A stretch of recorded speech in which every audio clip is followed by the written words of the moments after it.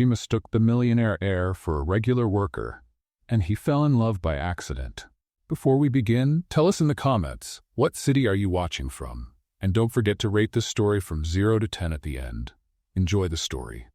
Daniel Wentworth was the perfect example of a spoiled rich boy. At 27, he lived a luxurious life filled with parties and unlimited credit cards, all courtesy of his father, the billionaire electronics tycoon Richard Wentworth. Tired of his son's irresponsibility, Richard decided it was time for a reality check. He sent Daniel to work at one of his factories. The mission was clear. Daniel had to work like any regular factory employee, and no one could know who he really was, except the branch manager, Mr. Miller. The next morning, a bright red Porsche rolled into the parking lot of Wentworth Electronics in San Jose.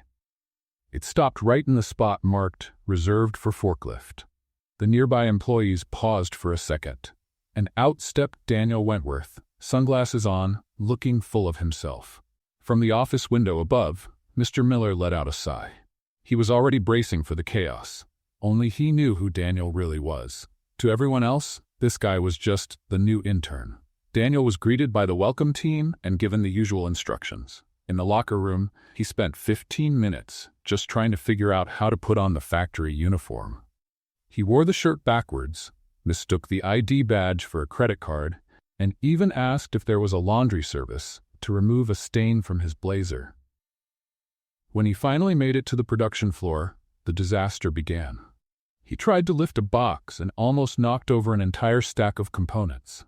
Then he touched a panel switch without knowing what it did, and a security alarm went off for a few seconds. Everyone turned to look. Some tried not to laugh. That's when Isabella Lockhart showed up, a production technician, with her badge hanging around her neck and an amused smile on her face. She held a clipboard, but her expression said it all. She had already labeled Daniel as a walking disaster. "First day, rookie?" she asked, laughing as she watched him trying to hold the box like it was a ticking bomb. Daniel widened his eyes, offended. "Rookie? Do you even know who you're talking to?" Isabella raised an eyebrow and tilted her head. "Someone who can't tell the front from the back of a shirt. Am I right?" "Oh, and here's a tip," Isabella said, pointing with her chin toward the parking lot. "The forklift is very possessive about its spot." The nearby team burst out laughing. One of the workers, trying not to laugh too hard, added, "Welcome to the team, Prince of the Forbidden Parking Spot." Daniel, used to being treated like royalty, was stunned by their boldness. But Isabella had already made up her mind.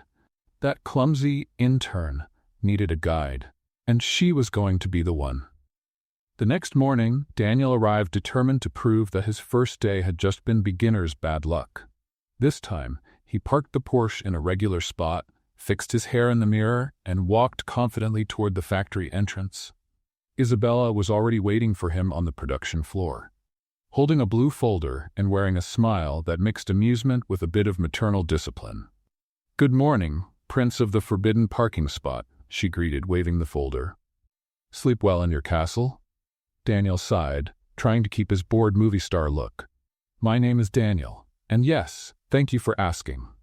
"Oh, how polite." Isabella pretended to be amazed. "Well, Daniel, I have a surprise for you." She opened the folder and pulled out several stapled sheets. On the colorful cover, big bold letters read, "Survival Manual for Clumsy Newbies, First Edition, Author, Isabella Lockhart." Daniel blinked several times, speechless. "You wrote a manual? For me?" "For you, and for anyone who comes in thinking this place is an amusement park," Isabella replied, handing him the manual. "Think of it as a welcome gift." Daniel flipped through the pages, reading titles like Rule Number 1, Don't touch panels without knowing what they do. Rule Number 2, Don't wear expensive cologne near the thermal printer. And Rule Number 3, Never ever, under any circumstances, park in the forklift spot. "This is detailed," Daniel muttered, impressed despite himself.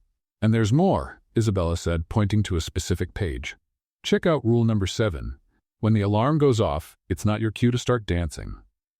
Nearby workers chuckled quietly. Jake, a senior technician, walked over curiously. "Isabella, did you seriously write a manual for the rookie?" "Jake, my friend, this is no ordinary rookie," Isabella said dramatically. "This is a special case. Allow me to officially introduce the Prince of Chaos." Daniel frowned. "Prince of Chaos?" That sounds a bit dramatic, don't you think? Dramatic would have been if I'd called you the hurricane of confusion, Isabella replied with a mischievous smile, but I thought Prince suited your royal style better. The team burst into laughter. Daniel, used to being treated with respect, was momentarily speechless. No one had ever teased him like that, so boldly and affectionately.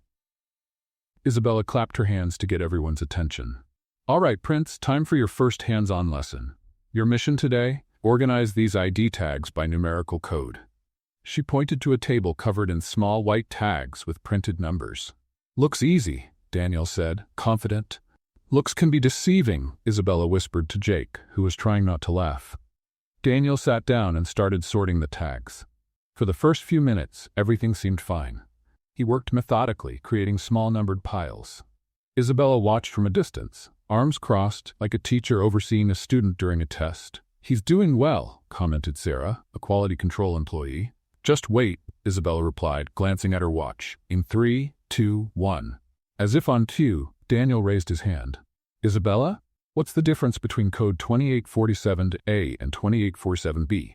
One's for high-voltage circuits, the other for low-voltage, she explained patiently. They must never be mixed. Oh, Daniel looked at the tags in his hands with a worried expression. And what if I already mixed, let's say, all of them? Isabella closed her eyes, took a deep breath, and walked over to Daniel's table. What she found was a full-blown festival of confusion, high-voltage tags mixed with low-voltage ones, critical component codes jumbled with regular spare parts, and an entire pile of tags he had simply given up on. Prince, Isabella said with forced calm, you've managed to create a new category of organization. Congratulations. Is that good or bad? Daniel asked, genuinely concerned. Well, let's say you invented organized chaos, Isabella replied, starting to separate the tags again. It's almost an art form. Jake came closer and took a look at Daniel's work. Man, how did you put 5,000-volt tags next to bike flashlight ones? Natural talent? Daniel shrugged. The whole team burst into laughter. Isabella shook her head, but her smile was genuine. All right, let's try something else. How about printing a few new tags to replace what we reorganized? She led him to a thermal printer in the corner of the room. Simple. You type the code here, choose the font here, and hit print. Easy as apple pie. Daniel nodded confidently and sat down at the computer. Isabella went back to her desk but kept an eye on him. 15 minutes later, Daniel called her again. Isabella? I think there's something wrong with the printer. She walked over and saw the computer screen. Daniel had selected the Comic Sans font to print industrial component tags. Prince, Isabella said slowly, are you planning to make factory labels look like birthday party invitations? Was Comic Sans not a valid option? Daniel asked, confused. I thought it would look friendly. Isabella looked at the printer, which had already produced about 50 tags in Comic Sans, all with serious electronic component codes written in a font that looked like a comic book. Sarah, Isabella called, you have to see this. Sarah came over, looked at the tags, and burst into uncontrollable laughter.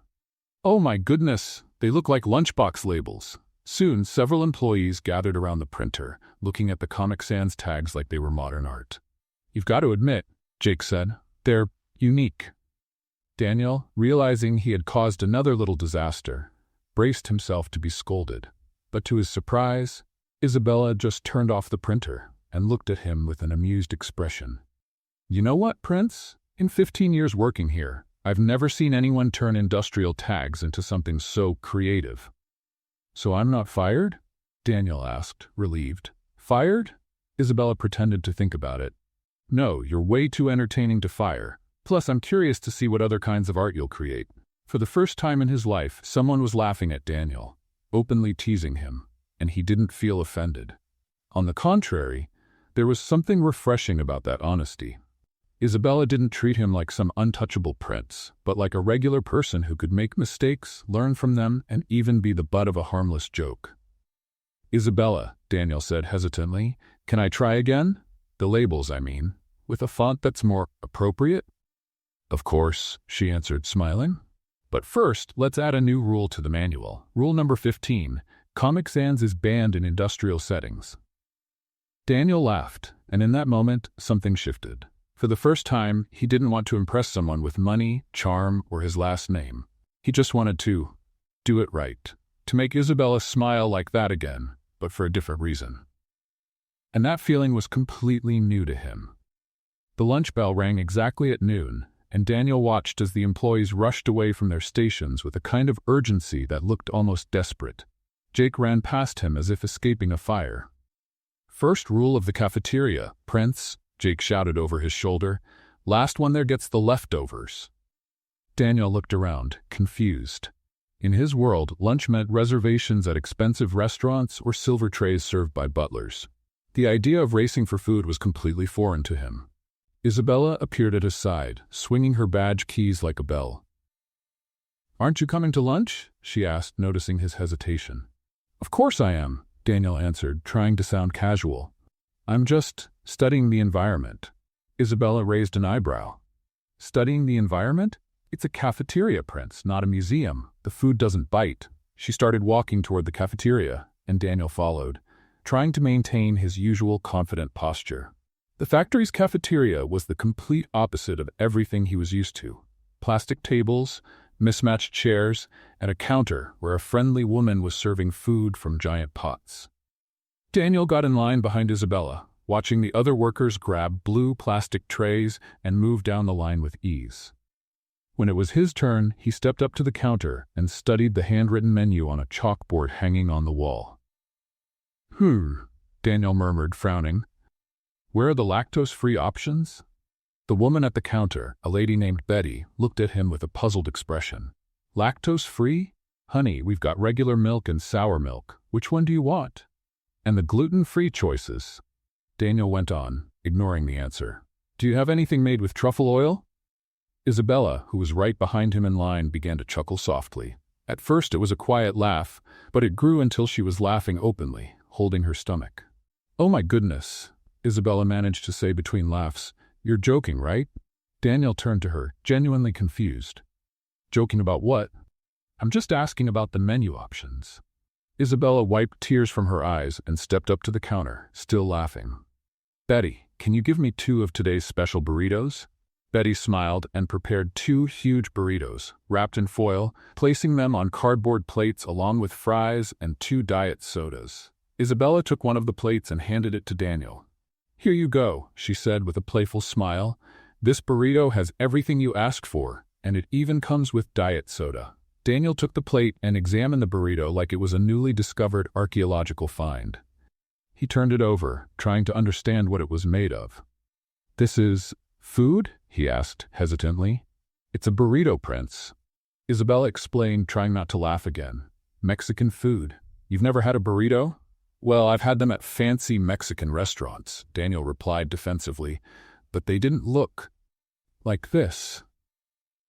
Isabella guided him to an empty table and sat down, watching Daniel continue to inspect the burrito.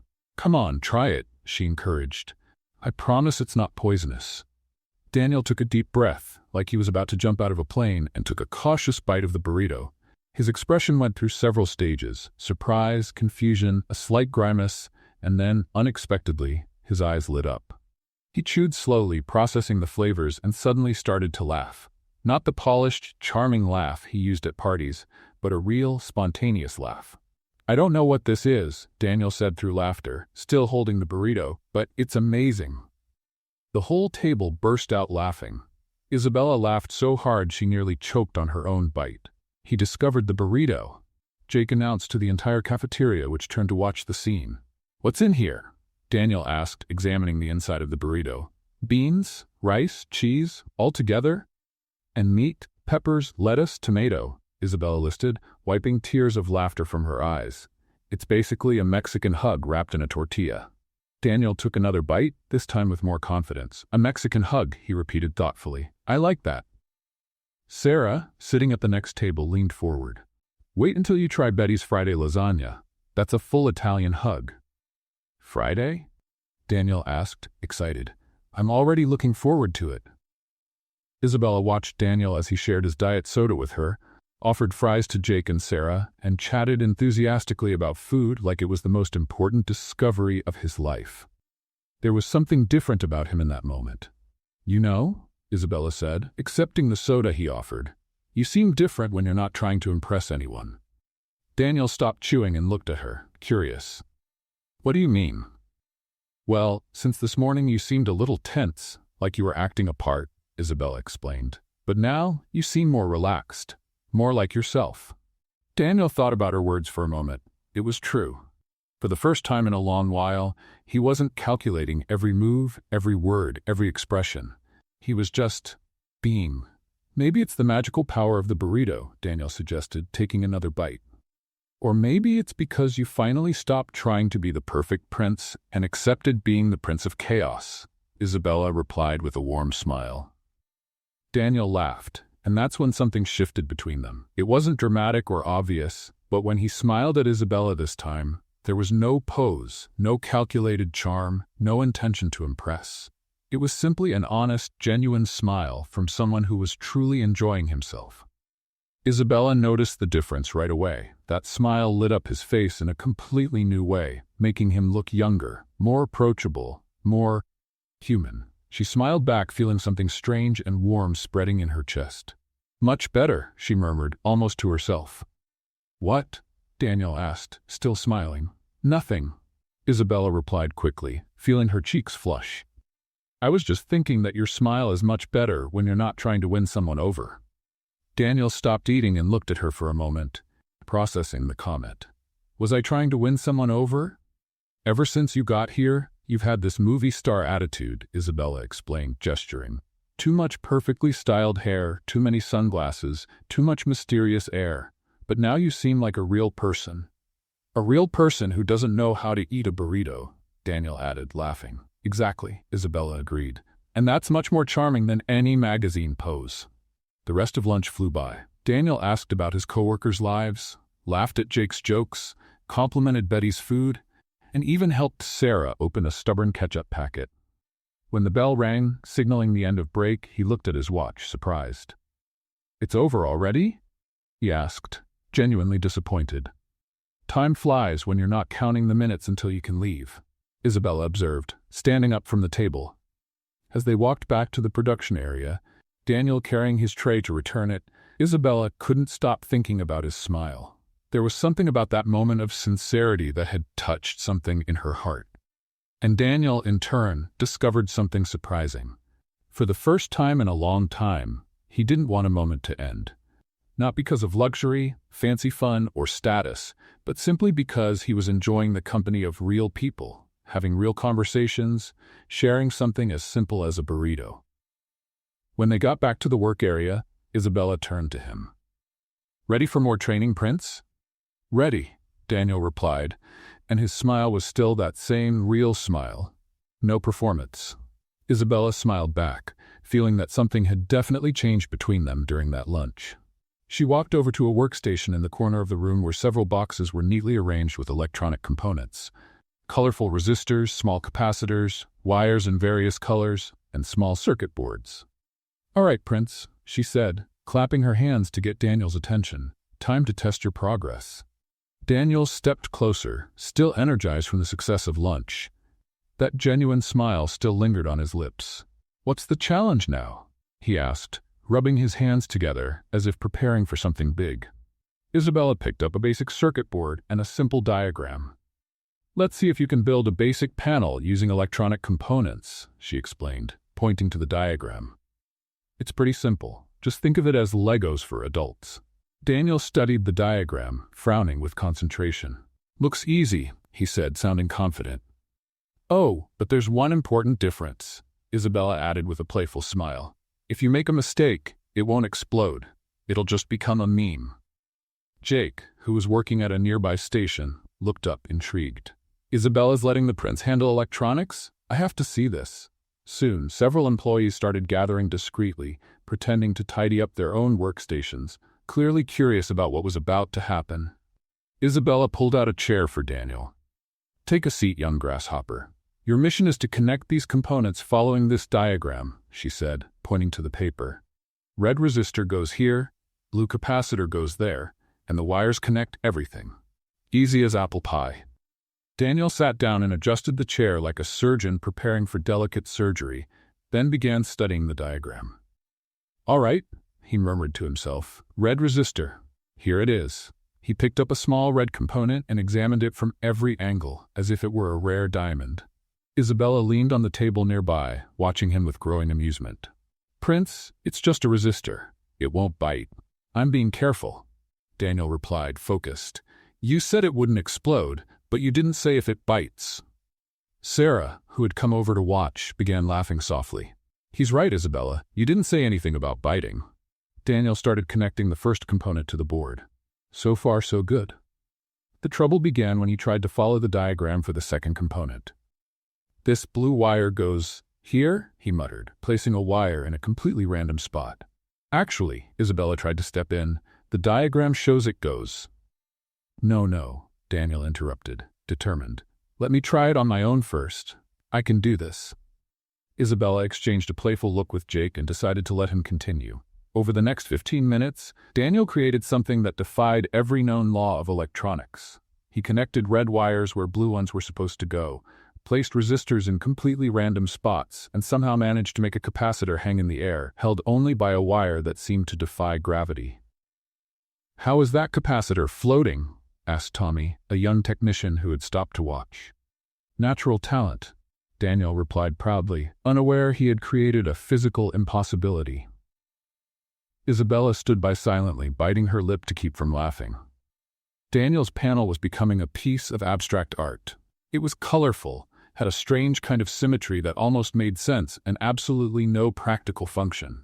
Done, Daniel announced, standing up and admiring his creation. How does it look? Isabella looked at the panel, then at the diagram, then back at the panel. She blinked several times, trying to process what she was seeing. Well, she began slowly, you definitely created something unique. Is it functional? Daniel asked, eager. Isabella tilted her head, studying his work like an art critic examining a modern sculpture. Functional for what exactly? She asked, genuinely curious. For electronic stuff? Daniel offered, uncertain. Jake walked over and looked more closely at the panel. Man, this looks like modern art. If you put this in a gallery, someone would pay $5,000 thinking it's a statement about the complexity of modern life. Really? Daniel asked, excited. Really, Sarah confirmed, joining the group. You just created the company's first interactive sculpture with no practical function. Isabella finally lost it and started laughing. It wasn't mocking, but full of fun and disbelief. Prince, she managed to say between laughs, in 10 years working with electronics, I've never seen someone make a capacitor defy gravity. Daniel looked at his creation and instead of feeling embarrassed or upset began laughing too. I really made it float, didn't I? He said, clearly impressed with himself. You did something that should be physically impossible, Tommy confirmed, shaking his head in awe. And you know what's even more impressive? Isabella added. You're not mad or frustrated. Most people would be upset after failing so creatively. Daniel turned to her, still smiling. Can I try again? He asked, surprising everyone. Isabella blinked, caught off guard. Do you really want to try again? After that? She pointed at the electronic sculpture. I want to learn, Daniel replied, and there was something so sincere in his voice that the whole group fell silent for a moment. I know I did something completely wrong, but it was fun, and I want to understand how to do it right. Jake exchanged a meaningful glance with Sarah. It was rare to see someone react to failure with such good humor and a genuine desire to improve. You know, Jake said, most newbies get embarrassed when they mess up and try to hide it or make up excuses. Or they get mad and blame the diagram, Sarah added. Daniel shrugged. I can't blame the diagram for connecting wires the wrong way, and being embarrassed won't teach me how to get it right. Isabella felt something shift in her chest. There was something truly captivating about the way Daniel was handling failure. He wasn't using charm to escape the situation, and he wasn't trying to impress anyone with clever excuses. He was just being honest about not knowing and wanting to do better. All right, Isabella said, picking up a new circuit board. Let's try again, but this time I'll sit right here next to you and guide you step by step. Really? Daniel asked, his eyes lighting up with excitement. Really? But first, Isabella pointed to the earlier creation, we need to give your masterpiece a name. Suggestions, anyone? The flying capacitor, Tommy suggested. Electronic abstraction number 1, Sarah offered. What happens when a prince meets a diagram? Jake proposed, making everyone laugh. Daniel laughed too, and Isabella noticed something different about him. Behind the perfectly styled hair and the attitude of someone who never had to try for anything, there was someone starting to emerge. Someone who truly wanted to belong. Someone who wasn't afraid to mess up, to be the punchline, to be vulnerable. And that was far more attractive than any charming pose he could strike. The 5 o'clock bell rang throughout the factory, signaling the end of another workday. Daniel was putting away his tools at the bench when he realized his fingers were still slightly trembling from concentration. He had spent the last 3 hours trying to build basic circuits under Isabella's supervision, and though he still made mistakes, he had managed to get 2 panels working properly. "Nice work today, Prince," Isabella said, walking over with her backpack slung over one shoulder.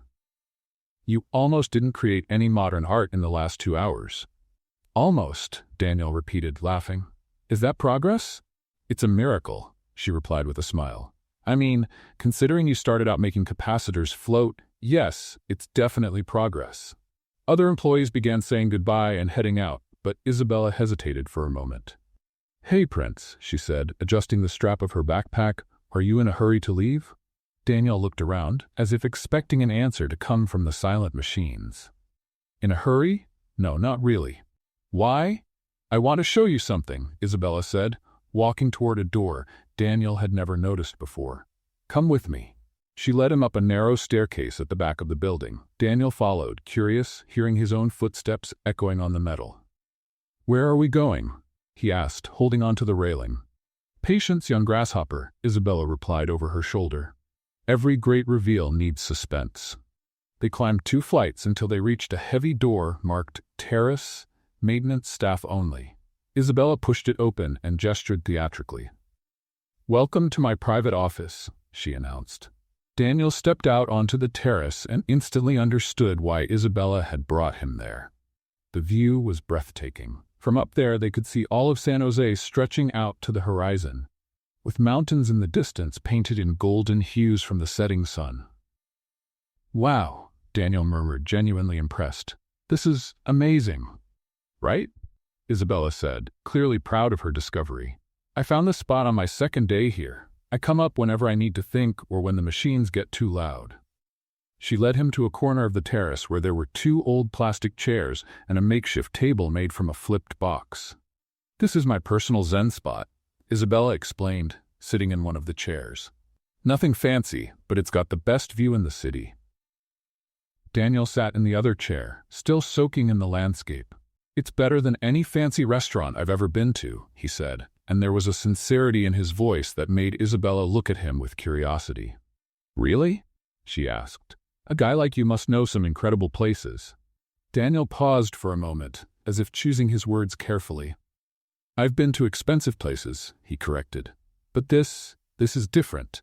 It feels real." Isabella felt something stir in her chest at that answer, but she quickly decided to change the subject before the moment got too serious. "Speaking of real," she said, searching her backpack, "I have something for you." She pulled out a small electronics kit in a clear plastic box and handed it to Daniel. "A gift?" he asked, surprised. "A final challenge of the day?" Isabella corrected with a playful smile. "You have a mission. Make this little light blink. If you succeed, I might consider you a semi-functional employee." Daniel opened the box and found a few basic components: a small LED light, some wires, a tiny battery, and a resistor. "Semi-functional?" he repeated, pretending to be offended. "How generous of you." "Hey, I'm a woman with high standards," Isabella teased. "Semi-functional is practically a compliment coming from me." Daniel laughed and began examining the parts. The setting sun cast a golden glow, and he felt strangely relaxed up on the rooftop, far from the noise and pressure of the factory. "All right," he murmured to himself. "LED, battery, resistor, wires, like an electronic cake recipe." He started putting the circuit together, but his hands were shaking slightly. Whether from nerves or intense concentration, he couldn't tell. "Relax, Prince," Isabella said, noticing his tension. "It's just an LED, not a nuclear bomb." "I know," Daniel replied, trying to connect a wire. "But after the floating capacitor fiasco, I'm a little paranoid." One of the small parts slipped through his fingers and dropped to the floor. Daniel bent down quickly to pick it up, but tripped over his own chair and nearly fell. "Easy there, Fred Astaire," Isabella laughed, helping him regain his balance. "Fred Astaire danced. He didn't trip over plastic chairs," Daniel replied, cheeks flushed. "Details," Isabella said, waving her hand. With Isabella sitting beside him, offering the occasional tip, Daniel finally managed to connect all the components correctly. When he touched the last wire to the battery, the little LED light turned on and began blinking in a steady rhythm. "It works!" Daniel exclaimed, holding up the tiny circuit like it was an Olympic trophy. "Congratulations, you've officially reached semi-functional status," Isabella announced solemnly. Daniel watched the blinking light and, without meaning to, said something that surprised even him with its honesty. "I think the light is blinking in sync with my heartbeat." Isabella rolled her eyes dramatically. "Oh great, now the prince is turning into a poet?" she joked, though her smile was warm and sincere. "Hey, that was a legitimate scientific observation." Daniel defended himself, laughing. "Sure, very scientific," Isabella replied sarcastically. "Next you'll be telling me the stars are aligning too?" They laughed together, and the moment naturally quieted down. The sun kept setting on the horizon, painting the sky in shades of orange and pink. The little light kept blinking in Daniel's hand, creating a soothing rhythm. "You know," Isabella said softly, "you're not at all what I expected on the first day." "What do you mean?" Daniel asked, curious. "On day one, I thought you were just another spoiled rich kid who'd never worked a real job," she admitted. "But you actually try, and you don't quit when you mess up." Daniel thought about that for a moment. "No one ever really gave me a real chance to try and fail," he said honestly. "Everything's always come too easy. This is new for me." "And do you like it?" Isabella asked. Daniel looked at the blinking light, then at the city view, and finally at Isabella. "I like it more than I ever thought I would," he admitted. The moment was simple, sincere, and magical. No luxury, no rush, no pressure. Just two people on a factory rooftop, sharing a sunset and a little blinking light that Daniel had managed to make work by himself. And for the first time in his life, Daniel felt like he had found something money couldn't buy. The genuine satisfaction of achieving something on his own merit. The next morning, Daniel arrived just 5 minutes late, which Isabella considered a personal miracle. He seemed more relaxed, his shoulders less tense, and even his hair looked a little less perfect than usual. "Good morning, semi-functional employee," Isabella greeted him, handing him a cup of coffee. "Good morning to you too, unofficial boss," Daniel replied, accepting the coffee with a smile.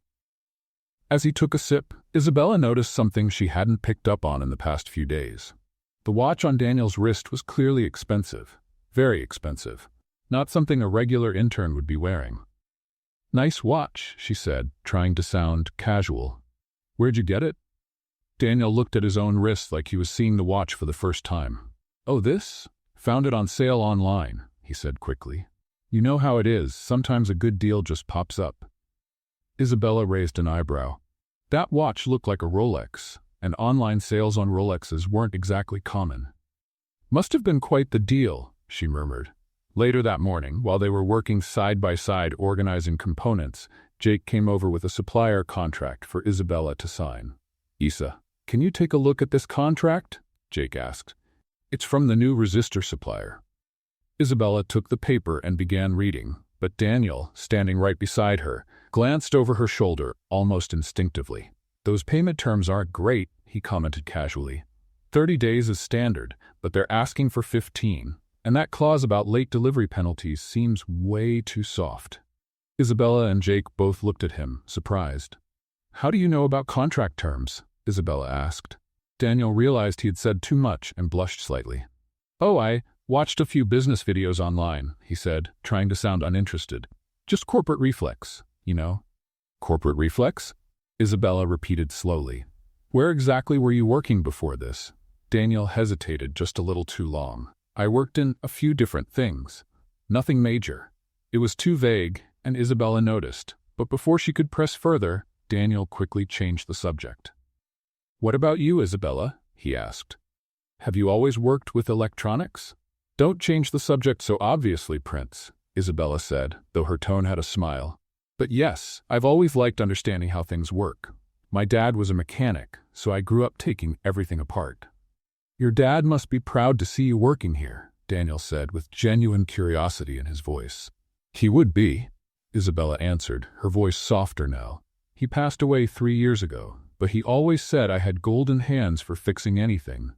Daniel stopped what he was doing and looked at her sincerely. I'm sorry, he was right about your golden hands. Thank you, Isabella murmured, feeling a warm sensation spreading in her chest. The moment was interrupted by Sarah, who walked over with a spreadsheet. Daniel, do you know anything about investments? She asked. I'm trying to figure out if it's worth putting money into the company retirement plan. Isabella expected Daniel to give a vague answer or ask for time to look it up, but instead, he immediately began explaining portfolio diversification, index funds, and long-term planning with a level of ease that left her speechless. But you have to consider the management fee, Daniel continued, and compare it with IRA options. Usually, funds with fees below 0.5% are better in the long run. Sarah nodded, impressed, and walked off to think it over. Isabella kept staring at Daniel. Where exactly did you learn about investments? She asked. Internet, Daniel replied quickly. There's a lot of educational content out there nowadays. Aha, Isabella said, clearly unconvinced. And commercial contracts? Also from the internet? YouTube's basically a full university, Daniel joked, but avoided her eyes. As the day went on, Isabella kept noticing little things that didn't add up. Daniel recognized expensive brands of equipment, spoke naturally about global economics, and once nearly signed a supplier contract without realizing it, only stopping when Isabella warned him. At lunch, they sat together as had become their habit. Daniel had brought a sandwich from home that looked like it had been made by a professional chef. Who made that sandwich? Isabella asked, eyeing the perfectly layered ingredients. I did, Daniel lied with a straight face. I like to cook. Isabella took a bite of her plain sandwich and watched Daniel eat his with the natural elegance of someone used to fine dining. Daniel, she finally said, can I ask you something personal? He stopped chewing, tense. Of course. Who are you, really? She asked, looking him straight in the eye. Daniel felt his heart race. For a moment, he almost told the truth. He almost spoke about his father, the fortune, everything. But then he thought about the way Isabella looked at him, how she laughed with him, how she treated him like a regular, valuable person. I'm just Daniel, he said softly, a guy trying to figure out where he fits in the world. Isabella studied his face for a long moment. There was honesty in that answer, even if she felt it wasn't the whole story. All right, she said finally. Just Daniel works for me. They shared a smile, and Isabella felt her heart do something strange in her chest. Part of her wanted to push, to uncover all the secrets Daniel was clearly hiding. But the other part, the part that was growing stronger each day, just wanted him to stay there, being that mysterious yet genuine Daniel who had become so important to her. Daniel, on his side, felt the weight of his secret heavier than ever. Every joke they shared, every knowing glance, every real connection made the lie hurt more. For the first time in his life, he didn't want to be the owner's son. He didn't want to be the millionaire heir. He just wanted to be Daniel, the semi-functional worker who made Isabella smile. And that desire was starting to hurt in a way he had never felt before. Isabella, he said softly, thank you for giving me a chance. You're welcome, Prince, she replied, and her smile was warm and real. After all, everyone deserves a second chance at being semi-functional. They laughed together, but both could feel something deeper happening between them. Something neither of them was quite ready to name just yet. On Monday, Mr. Miller called a general meeting and announced that Robert Harrison, a major investor from Silicon Valley, would be visiting the factory on Friday. He was known for investing in tech startups and was coming to assess the company's operations. I want everything perfect, Miller declared, adjusting his glasses nervously. We can't afford to make a bad impression. Isabella immediately switched into full organizational mode. In the days that followed, she coordinated a deep cleaning, reorganized the workstations, and created a detailed schedule to make sure everything ran like a Swiss watch. Prince, she said to Daniel, on Friday, you'll be on the assembly line with the rest of the team. Important visitors don't need to know about our special rehab project for clumsy interns. Daniel laughed, but there was a tension in his eyes that Isabella couldn't quite figure out. "Sure, no problem," he replied. "I'll blend in perfectly with the crowd." On Thursday, Isabella noticed that Daniel was quieter than usual. During lunch, he barely touched his gourmet sandwich, disguised as homemade. "Everything okay?" she asked. "You seem a little worried." "Just thinking about some things," Daniel answered vaguely. "Sometimes life gets complicated, doesn't it?" "Hey, we're talking about the guy who made a capacitor float," Isabella joked, trying to cheer him up. "Your life can't be that complicated." Daniel forced a smile, but Isabella could tell he looked like he was carrying the weight of the world on his shoulders. On Friday morning, the factory was spotless. Every machine gleamed, every workbench was organized, and all the workers wore clean, freshly pressed uniforms.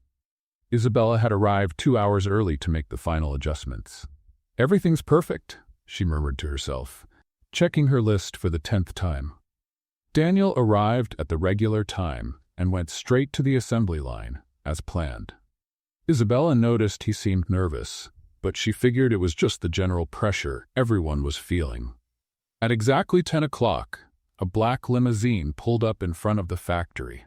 Robert Harrison stepped out of the vehicle with the confident posture of someone used to evaluating million-dollar companies. He was a tall man with graying hair and a suit that probably cost more than Isabella's monthly salary. Mr. Miller greeted him at the entrance, clearly nervous but trying to keep a professional composure. "Mr. Harrison, welcome to our San Jose branch," Miller said, extending his hand. "Thank you for having me," Harrison replied, shaking his hand firmly. "I'm looking forward to seeing your operations." Isabella watched from a distance as the group, Harrison, Miller, and 2 assistants, began their tour of the factory. She had planned every stop, every demo, every detail to make the best impression possible. Everything was going smoothly. Harrison asked smart questions about the processes, seemed impressed with the organization, and even smiled when Jake demonstrated a new soldering technique. They were approaching the assembly area, where Daniel was working, when Isabella felt a strange tension in the air. Daniel, who had been focused at his station, looked up when he heard voices getting closer. That's when it happened. Robert Harrison stopped abruptly when he saw Daniel. His face lit up with a genuine smile, and he walked straight toward him, completely ignoring Mr. Miller, who was trying to guide him to another area. "My goodness," Harrison exclaimed, reaching out enthusiastically. "Mr. Wentworth, it's an honor to see you again." The silence that followed was deafening. Every machine in the factory seemed to stop working at the same time. All the nearby workers froze, tools suspended in midair, eyes wide with surprise. Isabella blinked once, then twice, then several times in a row, as if that could change what she had just heard. "Mr. Wentworth?" she repeated softly, more to herself than to anyone else. Daniel went completely pale. He looked at Harrison, then at Isabella, then back at Harrison again, like a deer caught in headlights. Daniel began, but his voice faltered. "Richard told me you were getting some work experience here," Harrison continued, completely unaware of the awkwardness he had just caused. "What a remarkable initiative, learning the business from the ground up, really getting to know the operations.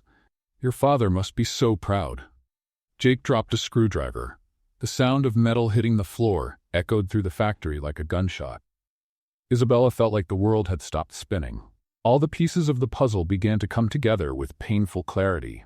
The expensive watch, his knowledge of investments, the contracts, how confident he was with business matters, the gourmet sandwiches, the way he talked about corporate life. "Wentworth," she whispered, and suddenly the company name on the factory entrance took on a whole new meaning. She had imagined Daniel could be many things, but never the owner's son. Mr. Miller tried to step in, clearly panicking. "Mr. Harrison, perhaps we should continue the tour." But Harrison was in his element, excited to have run into Daniel. No, this is perfect," he said, clapping his hands. "Seeing the future CEO working side by side with the employees, what a brilliant leadership strategy." Isabella felt her knees go weak. CEO, future CEO. The words echoed in her mind like a funeral bell. Daniel finally found his voice, but it came out as a rough whisper. "Mr. Harrison, maybe this isn't the best moment to—" "Nonsense," Harrison interrupted. I'm truly impressed by your dedication. Richard always said you had potential, but seeing you here, actually working, that's real leadership. Isabella looked around and saw that all the workers were staring back and forth between Daniel and herself, as if watching a movie in slow motion. Sarah's mouth was hanging open. Tommy was shaking his head slowly. Jake looked like he was trying to solve an impossible math problem. The realization hit Isabella like a ton of bricks. The clumsy intern she had trained, teased, taught how to eat a burrito called Prince of Chaos was literally a prince. The prince of the entire place.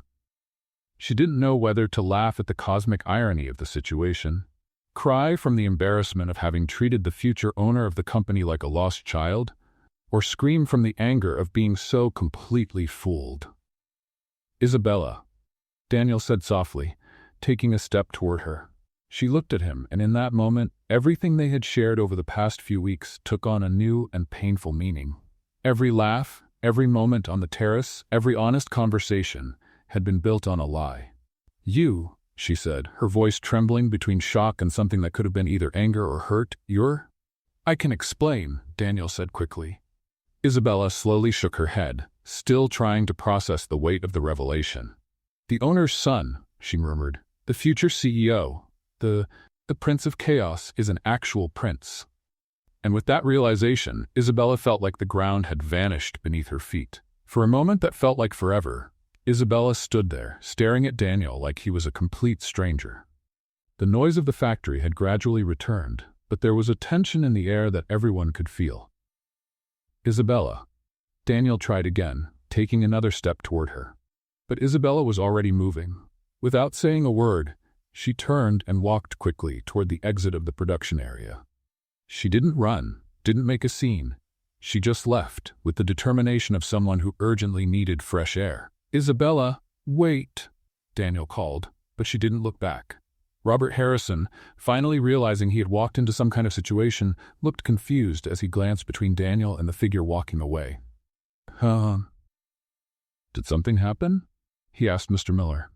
Miller, sweating nervously, tried to quickly take control of the situation.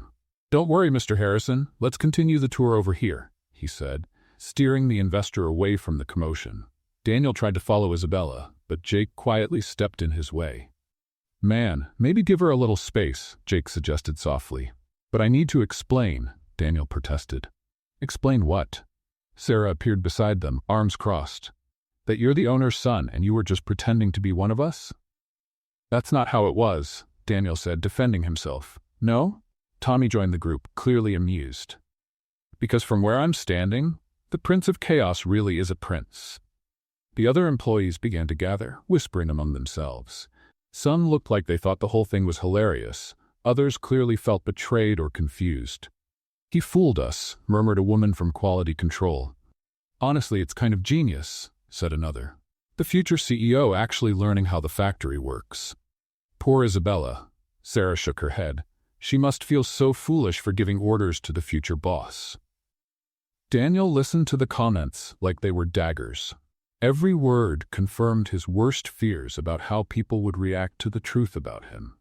When the tour finally ended and Robert Harrison left, Daniel searched the factory for Isabella. She had simply disappeared. He asked several employees, but no one knew where she was. The rest of the day passed in a blur. Daniel tried to keep working like normal, but he couldn't focus.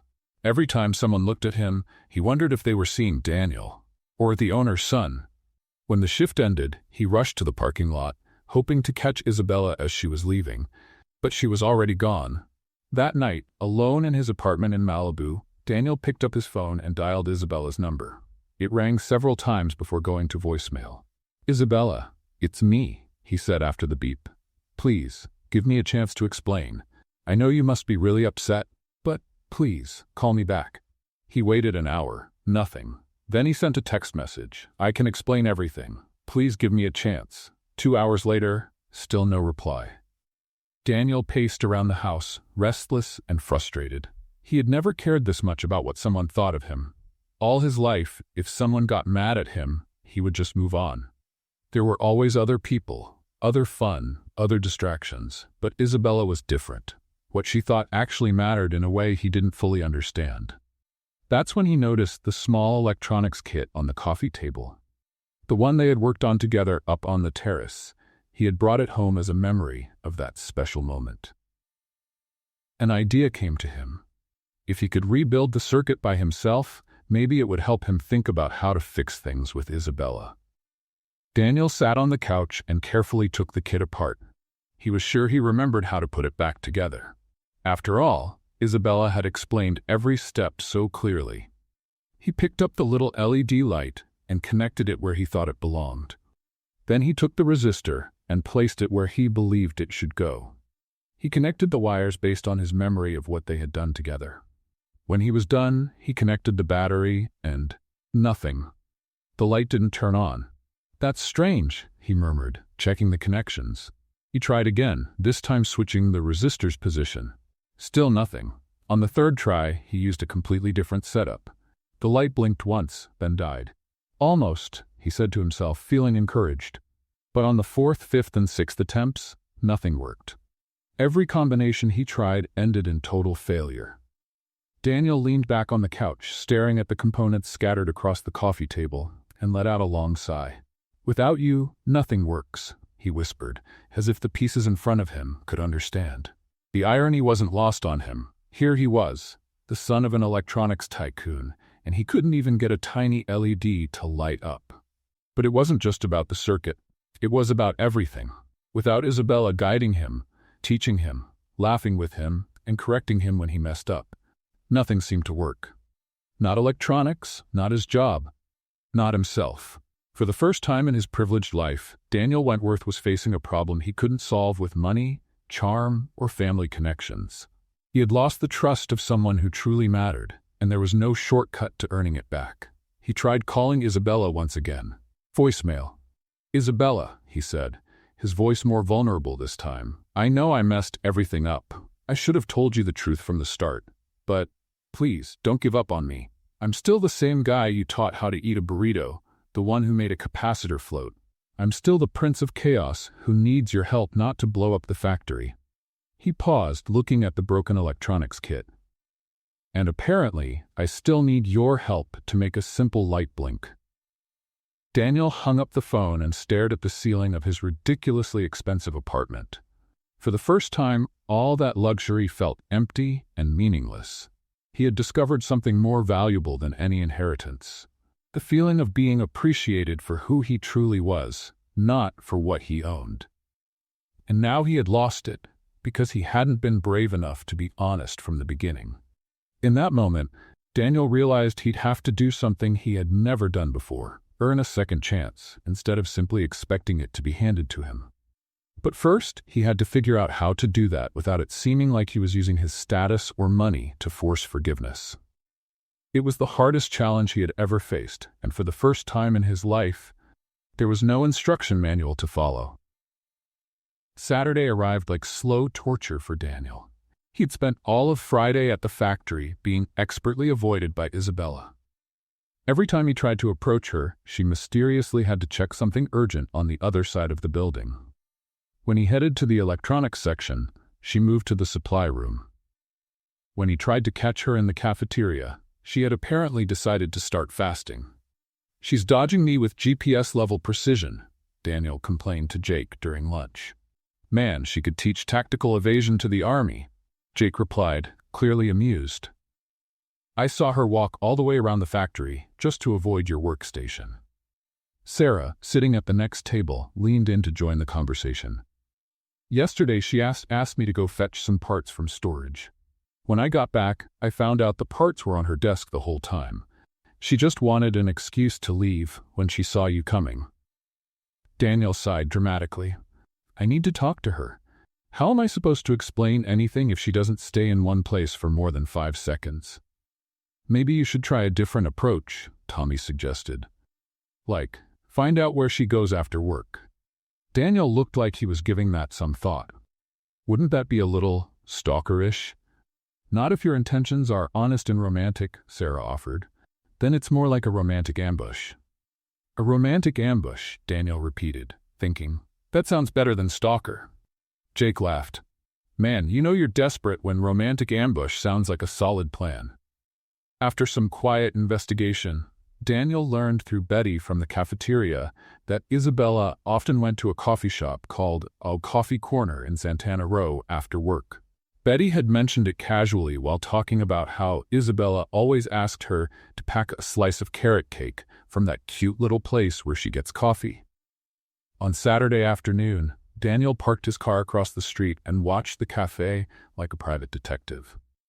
He felt a bit ridiculous, but his determination to talk to her outweighed the embarrassment.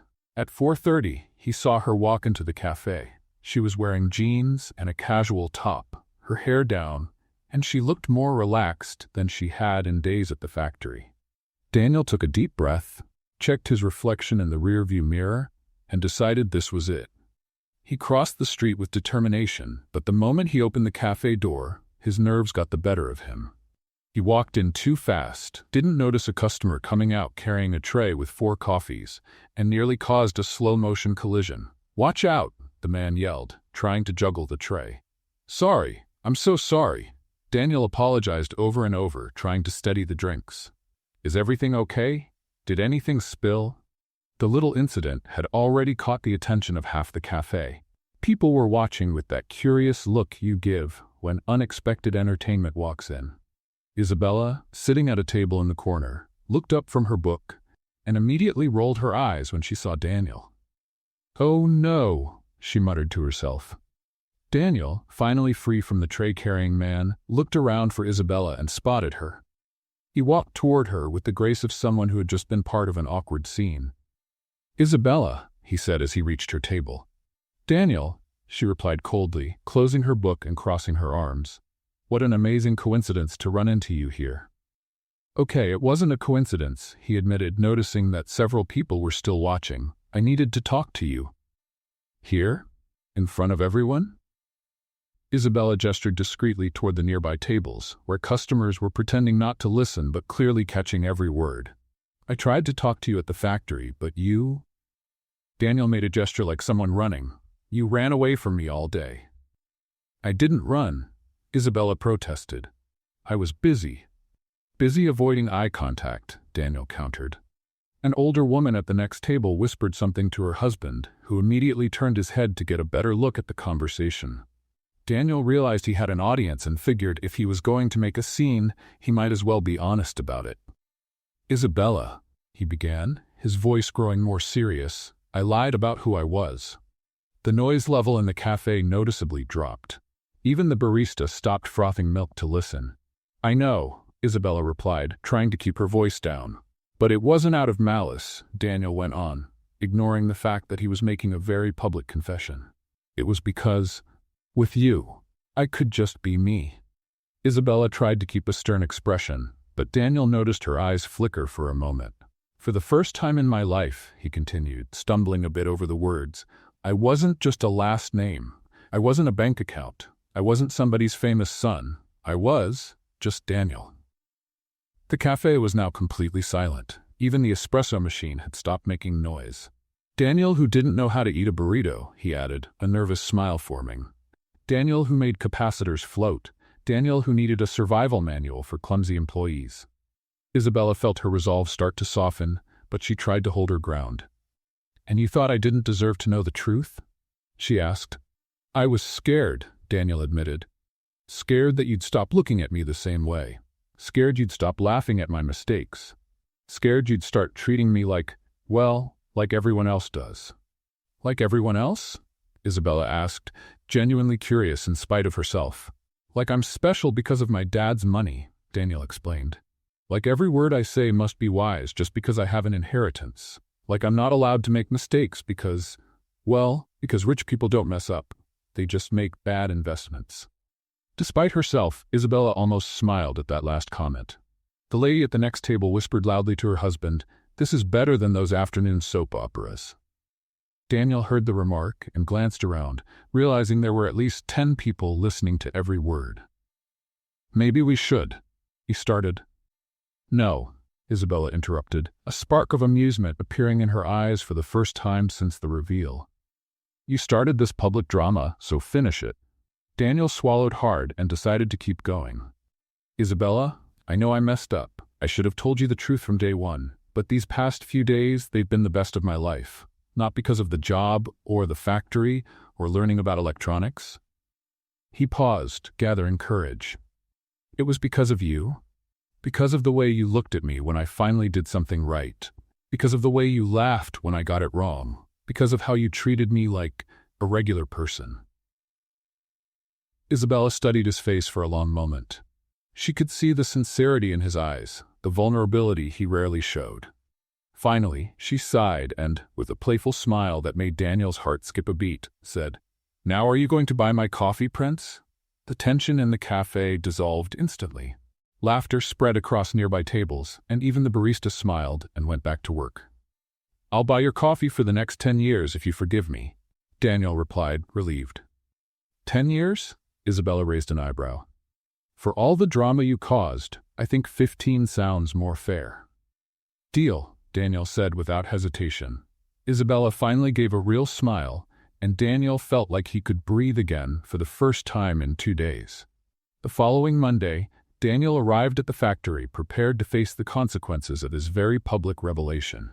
He had spent all of Sunday wondering how his coworkers would treat him now that everyone knew who he really was. What Daniel didn't expect was to find Jake at the entrance, holding a phone and laughing uncontrollably. "Man, you have to see this," Jake said, walking over with the phone. "You've become a legend around here." Daniel looked at the screen and saw a video of himself from the previous week, carrying a box completely the wrong way, nearly knocking over an entire stack of components. The video had been edited with a funny soundtrack and subtitles that read, "When you lie on your resume but get the job anyway." "Who made this?" Daniel asked, surprised. "Tommy," Jake replied, still laughing. "He's got a talent for editing. Just wait until you see the others." "Others?" Daniel swallowed hard. As he walked through the factory, he noticed that several employees were looking at him differently. Not with anger or resentment as he had feared, but with a mix of amusement and something that felt like affection. Sarah came up to him in the production area. "Daniel, you have to see your meme compilation," she said, barely holding back her laughter. "Tommy made a whole series." She showed another video. Daniel in the cafeteria asking if there were any truffle oil options, edited with dramatic sound effects, and the caption, "When royalty visits McDonald's." "I look ridiculous," Daniel murmured. "You look adorable," Sarah corrected. "That's why everyone likes it. It's not mean-spirited. It's affectionate."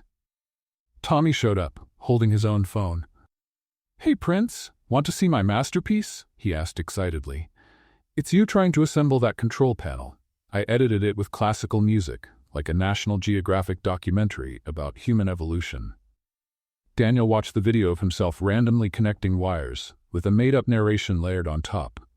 Here we see the young prince in his natural habitat, attempting to master the ancient art of basic electronics. To his own surprise, Daniel started laughing. "This is actually really funny," he admitted. "Right?" Tommy said proudly. "And the best part is, you're not mad. Most bosses would be furious if they became a meme." "Well, technically I'm not anybody's boss yet," Daniel pointed out. "And besides, you're right, I really was ridiculous."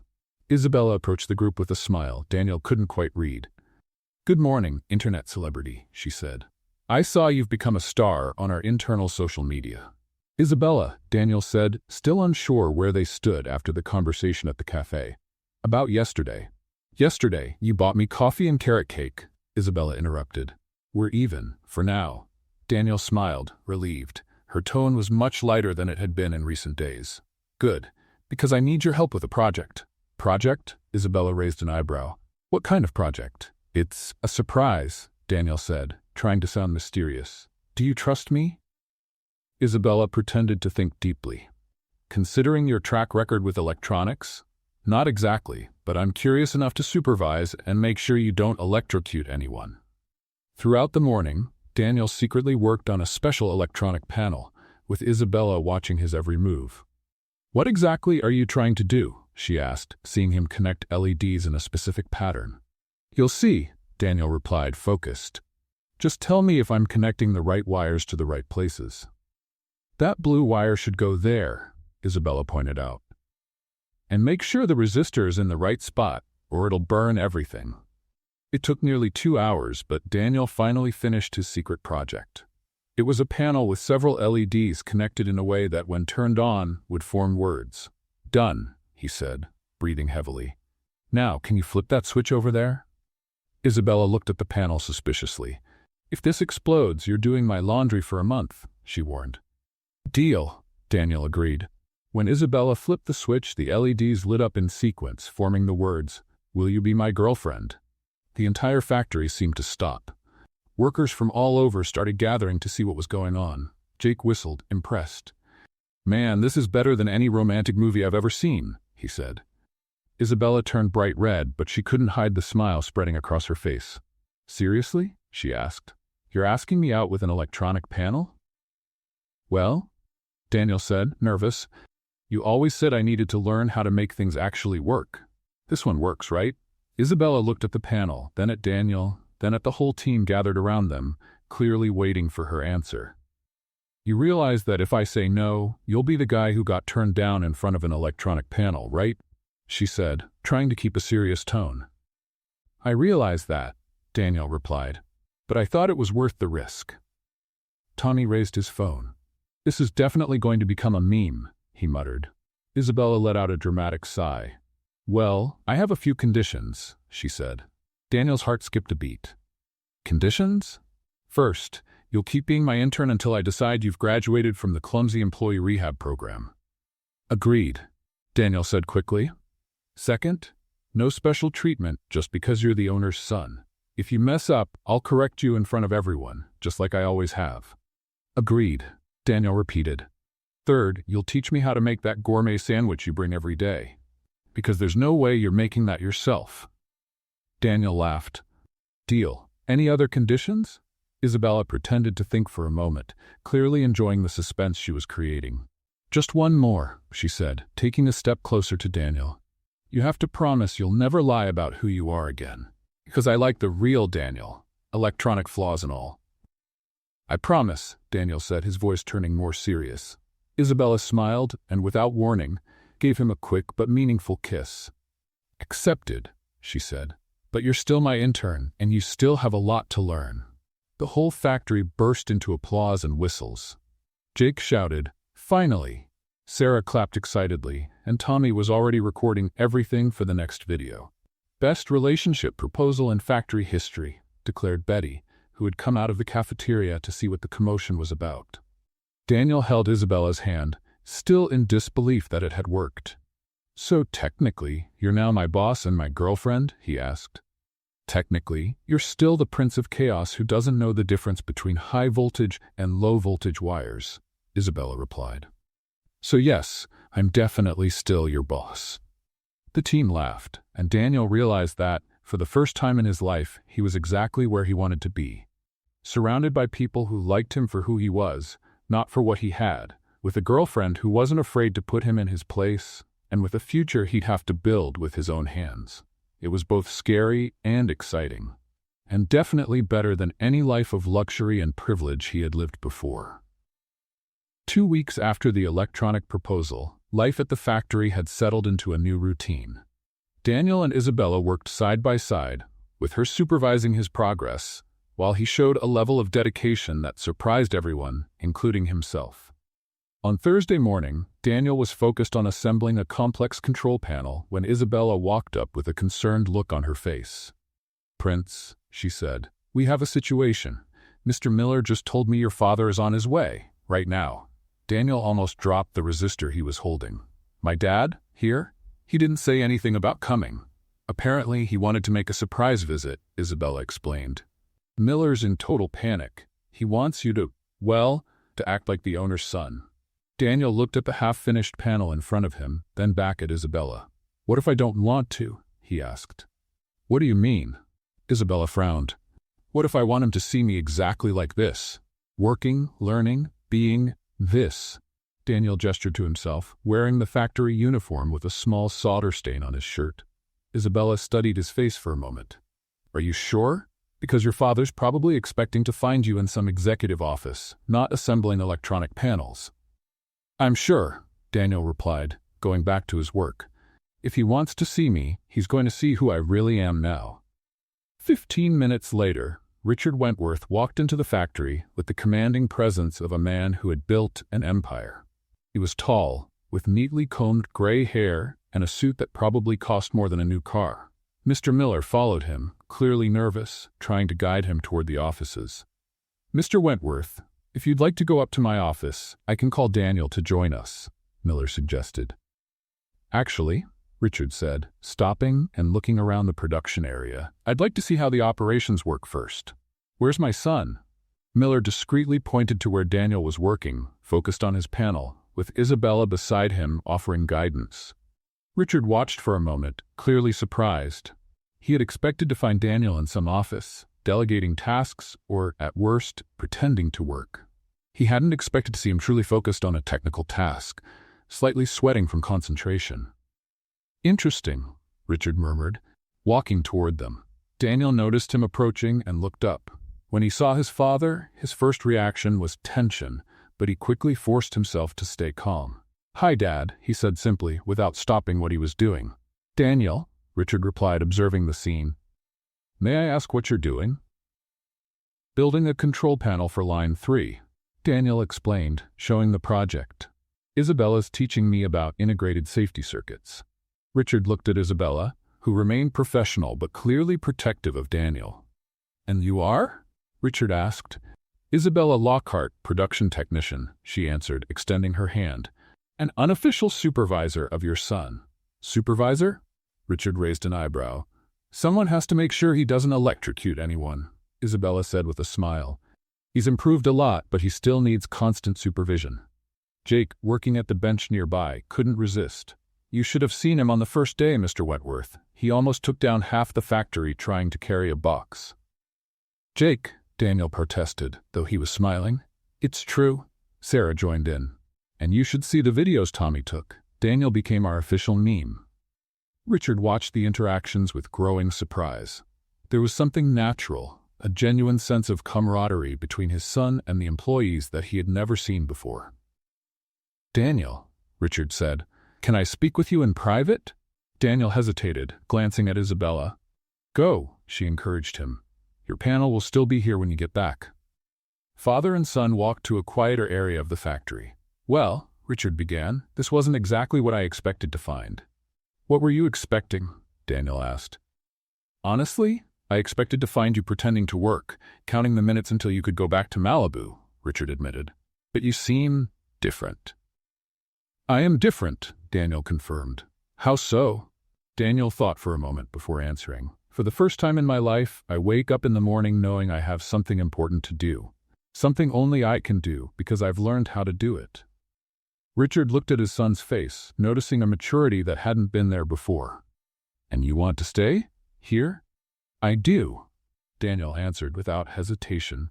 "I know this wasn't the original plan, but, Dad, I like who I've become here. I like working with my hands, solving real problems, being part of a real team." "And the young lady, Isabella?" Richard asked with a knowing smile. Daniel blushed slightly. "She's special. But it's not just because of her. It's everything." He gestured toward the factory. "For the first time, I feel like I've earned what I have because I worked for it." Richard stayed quiet for a long moment, taking in his son's words.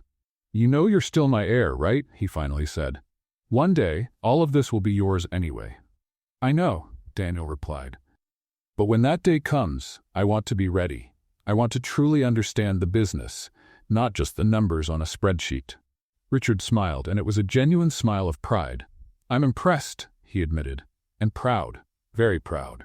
They returned to the production area, where Isabella was still working on Daniel's panel. "Isabella," Richard said to her, "may I have a word?" Isabella looked nervously at Daniel, who gave her an encouraging nod. "Of course, Mr. Rambat Wentworth." "I'd like to thank you," Richard said plainly.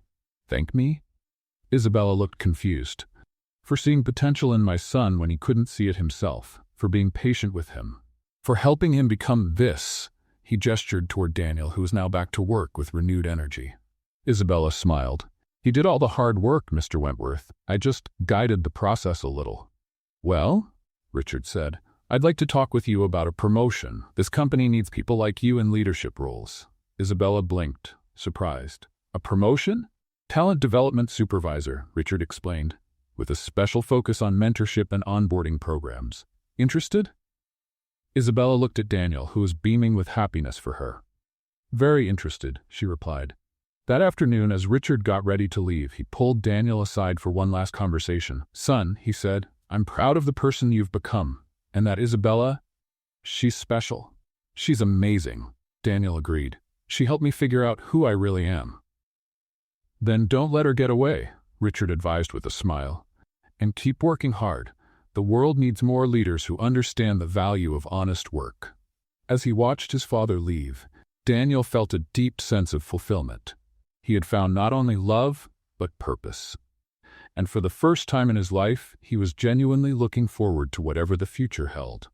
6 months had passed since Daniel began his journey at the factory. What started as a punishment from his father had turned out to be the best decision of his life.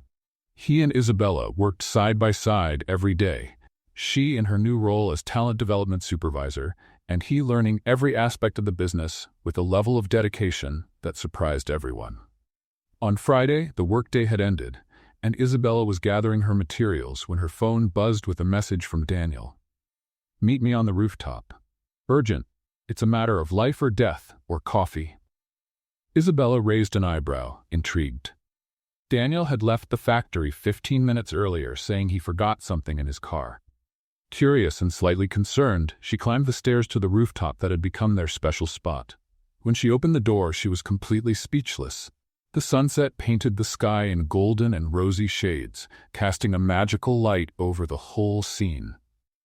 There were small electric candles scattered on the rooftop floor, twinkling lights strung along the railing, and a makeshift electronic sign behind Daniel spelling out a message in glowing LEDs. Isabella read the message and immediately burst out laughing. "Are you asking me to marry you or to hunt me down, Prince?" she said, pointing to the sign that read, "Will you marry me?" Except "marry" was misspelled with a flickering letter. Daniel, already down on one knee in a clearly rehearsed pose, turned bright red and glanced behind him, realizing the mistake. "Oh no," he muttered, trying to get up and fix the sign without ruining the romantic setup. In his panic, he almost dropped the little velvet box in his hands. It slipped from his fingers and rolled across the rooftop floor, stopping dangerously close to a drainage grate. "No, no, no!"